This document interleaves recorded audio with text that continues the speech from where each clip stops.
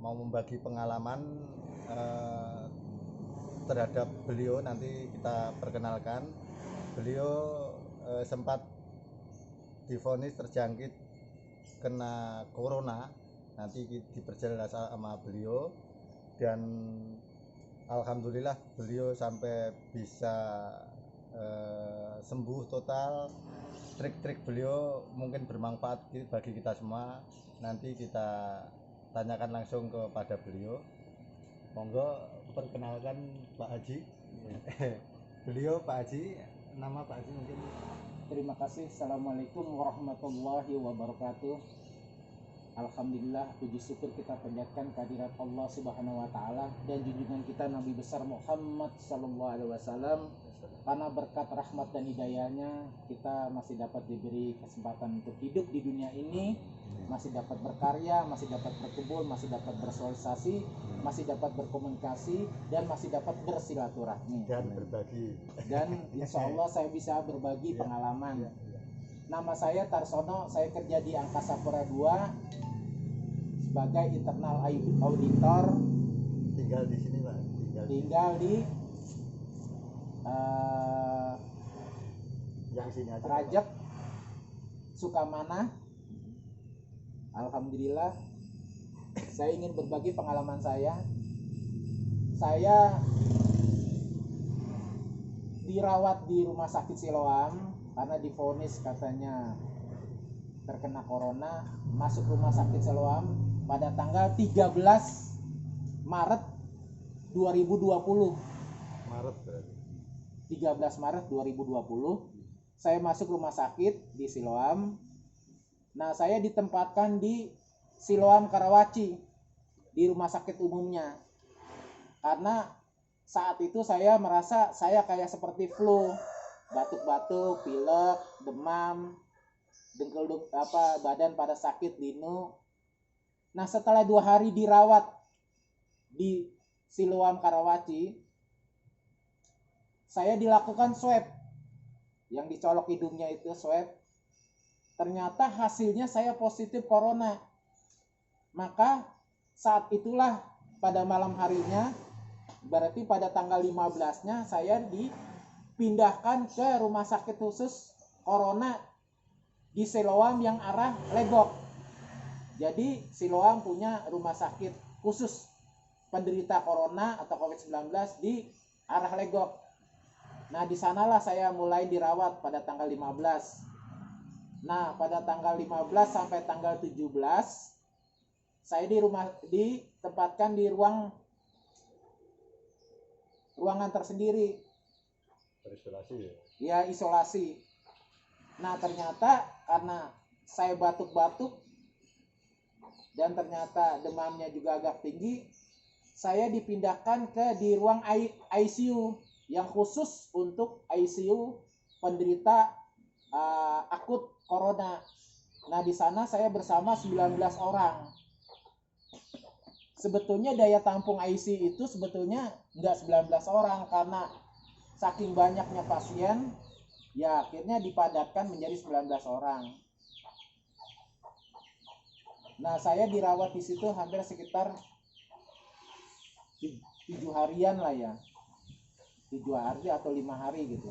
Terus sekitar 5 hari saya selama dirawat di situ, kebetulan di situ kan ruangannya sangat dingin sekali. Saya kan nggak tahan dengan udara dingin. Maka saya harus minum air hangat terus.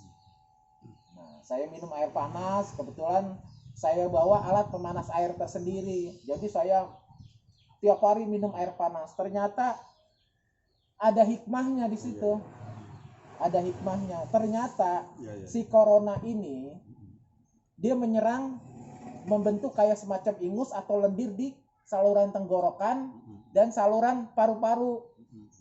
Makanya kenapa kalau orang corona itu dia sesak napasnya, karena jalan saluran pernapasnya terhambat oleh lendir-lendir itu.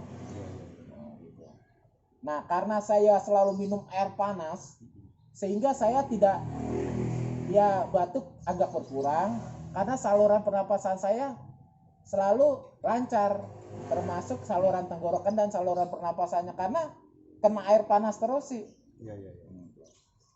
Karena jahatnya si virus corona itu, dia membentuk cairan-cairan atau lendir yang akan menghambat saluran makanan ke tenggorokan dan saluran pernapasan. Makanya orang yang kena corona itu dia nafsu makannya berkurang karena kan saluran pernapasannya kan terhambat. Lama-lama dia menjadi lemah, nggak nafsu makan, lemah, fisiknya menjadi lemah. Nah, disitulah. Kemudian ada lagi yang diserang juga saluran pernapasan. Jadi kalau kita nafas susah, agak tersengal-sengal. Kalau itu menumpuk, kita sengalkan, ya itu bisa menyebabkan maut. Jadi pertama yang diserang tenggorokan, orang jadi kurang makan, nggak ada nafsu makan, karena kan kemudian juga saluran pernapasannya juga terserang juga, terhambat. Nah, alhamdulillah kebetulan saya suka olahraga bulu tangkis. Saya jadi tidak perokok. Nah, alhamdulillah saya nggak ada penyakit bawaan atau penyakit yang lain seperti misalnya asma, paru-paru, diabetes, kencing manis. Saya nggak ada, alhamdulillah. Makanya dari 19 orang itu yang dirawat, karena saya lihat teman-teman saya itu semuanya makin lama kok makin parah, bukan makin sembuh. Karena kata dokter dari Siloam itu sampai saat ini belum ada obat untuk corona itu. Jadi kita ini diobati adalah penyakit-penyakit yang kayak misalnya yang penyakit lainnya. Karena kalau batuk ya yang diobati batuknya, kalau asma ya asmanya, kalau paru-paru ya paru-parunya, atau diabetes ya diabetesnya. Jadi tidak ada obat yang khusus untuk menyembuhkan corona. Nah, saya dirawat di sana, dilihat ada bekas-bekasnya nih. Jadi infus nggak berhenti-berhenti nih. Jadi ya infus juga, ya antibiotik. Jadi tangan kanan saya yang di sini infus, ya di sini antibiotik. Kebetulan obat-obatan di Siloam memang tersedia. Jadi obat antibiotik, infus nggak berhenti-berhenti itu. Terus rekam detak jantung semuanya gitu. Ya alhamdulillah. Dan yang utama kita jangan lupa memohon dan berdoa kepada Allah. Sakit apapun kita, sesungguhnya itu adalah kuasa Allah. Obat hanya sebagai perantara, ingat, obat hanya sebagai perantara. Tetapi yang maha penyembuh adalah Allah. Makanya alhamdulillah selama saya sakit dan banyak waktu luang, saya nggak meninggalkan sholat 5 waktu. Saya kerjakan juga sholat duha, saya kerjakan juga sholat tahajud. Karena kan kita sering, kalau kadang-kadang jam 1 malam, jam 1 pagi, jam 2 pagi kita dibangunin tuh. Hanya untuk ganti antibiotik, hanya untuk suruh minum obat. Jadi lebih baik saya isi pada saat dibangunin itu ya saya sholat tahajud sambil minta kepada Allah. Karena sesungguhnya maha penyembuh itu adalah Allah. Obat hanya sebagai perantara ini. Tetapi manusia adalah berusaha. Nah, usaha saya itu saya selalu minum air panas terus. Makanya dari 19 orang pasien, saya lihat di situ kok makin lama orang makin parah gitu. Ada yang makannya udah disuapin, ada ya jangankan makan disuapin, untuk membalikan badannya aja dia udah nggak sanggup, mandi aja udah dilapin. Tetapi saya alhamdulillah satu-satunya pasien di situ yang kencing bisa sendiri, buang air besar bisa sendiri, makan bisa sendiri, mandi bisa sendiri. Jadi saya nggak ngerepotin suster di situ. Sampai si dokter itu bertanya, maaf Pak, Bapak ada sesak-sesak nafas gak? Saya enggak dok gitu loh. Jadi heran, biasanya kalau orang kena corona adalah sesak, nafasnya sesak gitu kan. Karena kan yang diserang kan saluran pernapasannya. Nah saya alhamdulillah karena selalu minumin air panas deh, si cairan-cairan itu menjadi larut, menjadi hilang gitu. Cairan-cairan yang seperti kayak ingus, yang seperti lendir-lendir itu terbawa air panas, luntur lah, larut lah gitu. Ya saya juga nggak tahu, mungkin karena petunjuk dari Allah juga ya, karena saya memang orangnya nggak tahan dingin, seperti itulah. Nah akhirnya saya dari 19 orang itu orang yang pertama keluar dari rumah sakit ICU itu, yang khusus itu. Makanya yang lain-lain kepada bengong gitu, pada lihat.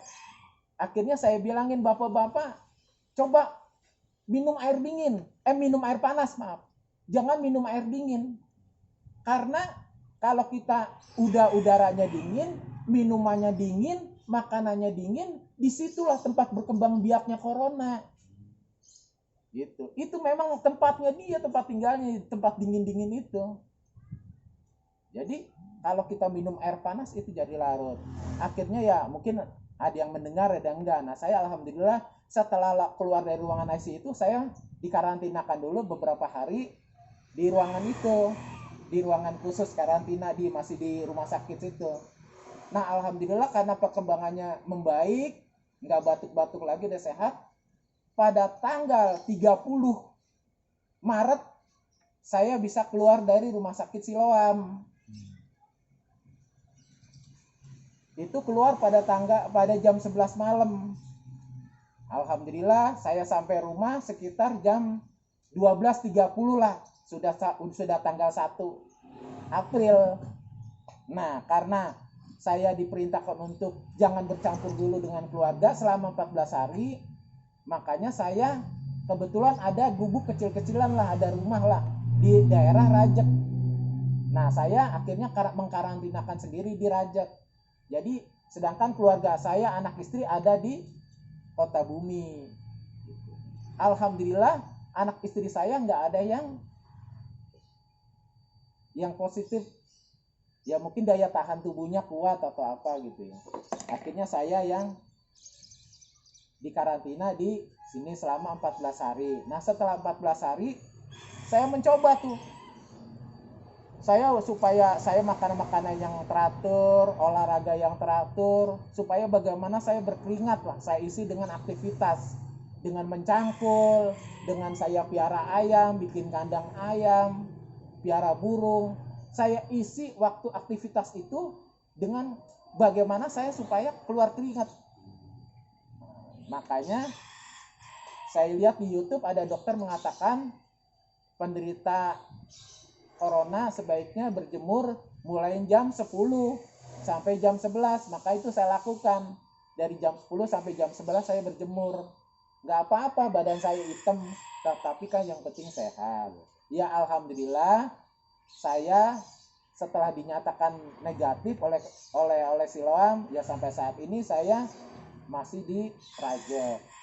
Karena kebetulan saya sudah mau menjelang MPP. Jadi apa yang harus saya lakukan? Ya saya harus punya kegiatan. Salah satu kegiatan saya ya sedikit mengurus, ada lahan kecil lah, mengurus kebun, piara ayam, piara burung, siramin tanaman, ya seperti itu. Itulah pengalamannya. Nah, untuk teman-teman yang belum terkena virus corona, ada saran saya, nasihat saya. Bisa dilakukan, caranya mudah dan harganya murah. Misalnya seperti ini. Saya setiap hari untuk daya tahan tubuh saya itu minum air jeruk keras. Dikasih garam sedikit, dikasih gula supaya jangan terlalu asam. Insya Allah manusia berusaha, kehendak Allah yang berlaku. Seperti itu. Jadi untuk teman-teman baik yang belum terkena virus corona maupun yang sudah terkena, sebagai penguat daya tahan tubuhnya, minum air jeruk keras yang suka orang jual 5.000. Kita beli sendiri di pasar air jeruk itu yang 10.000, 1 kilo kan harganya 10.000. Kita peras sendiri, dikasih garam sedikit, dikasih gula, bolehlah supaya jangan terlalu asam, dikasih air panas, minum. Insya Allah itu menjadi daya tahan tubuh kita. Badan kita juga terasa segar. Demikianlah, mudah-mudahan share saya ini, informasi saya ini bermanfaat buat teman-teman. Jadi dalam kita berobat, kita harus yakin apa yang kita lakukan, harus yakin, karena Allah akan memberikan sesuai dengan usaha kita gitu.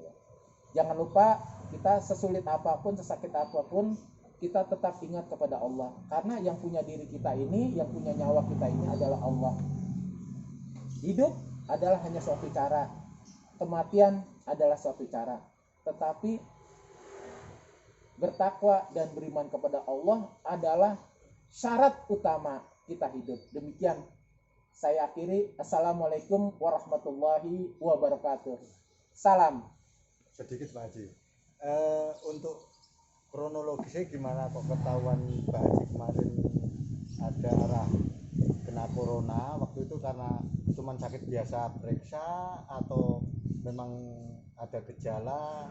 Kronologisnya bagaimana kok ketahuan Pak Haji kena corona gitu?